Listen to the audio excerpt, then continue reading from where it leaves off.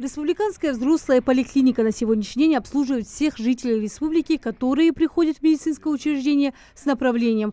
Здесь работают как узкие специалисты, так и врачи широкого профиля. Для удобства жителей в учреждении налажена электронная система обслуживания пациентов и работает программа «Бережливая поликлиника». Широко мы пытаемся внедряем запись через интернет, через госуслуги. Тамара, вы, по-моему, тоже уже работаете с электронным направлением, да, на стационар, само собой. Консультативные справки у вас через... Точно, потому что без этого там стационар не берет.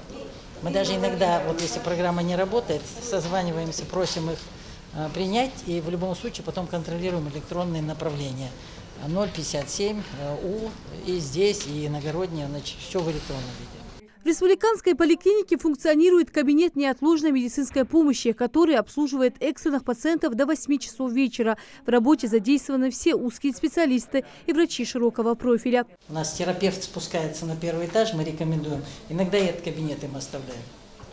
В смысле, они здесь принимают прием? Чтобы наверх не ходить. Днем сопутствующей патологии, когда больные приходят, кардиологической, эндокринологической, даже перевозка их до поликлиники может вызвать какие-то вопросы, и тогда мы срочно им оказываем эту помощь. В поликлинике функционирует эндоскопическое отделение, в котором принимают пациентов с заболеванием органов верхних и нижних отделов желудочно-кишечного тракта и органов дыхания. Проводить диагностику медикам помогает современное оборудование, которое установлено в каждом кабинете. Особое внимание уделяют дезинфекции и хранению. В поликлинике в рамках национального проекта здравоохранения установлен современный, необходимый для диагностики многих заболеваний компьютерный томограф. Он позволяет медикам за считанные минуты собрать данные о диагнозе пациента. Работает также лаборатория. Здесь налажена система обслуживания пациентов. В прошлом году они получили тяжелое оборудование, компьютерный томограф.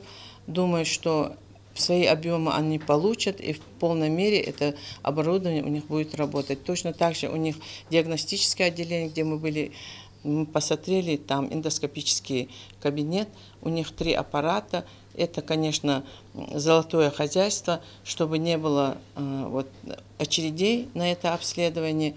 В полной мере они проводят. Точно так же у них есть лаборатории, где у них имеется 4 анализатора, и я проверила, у них все реактивы есть, все анализы, которые они должны и обязаны делать по порядкам оказания помощи, все эти обследования у них проводятся. У нас и Министерство здравоохранения, и нацпроекты, которые сейчас работают по всей стране, то вот по этим направлениям нас хорошо оснащает оборудованием. Значит, все, что необходимо, мы можем заказать. И значит, у нас еще на будущий год и еще, на ближайшие еще 2 года запланировано поступление оборудования. Поэтому с этим проблем нет.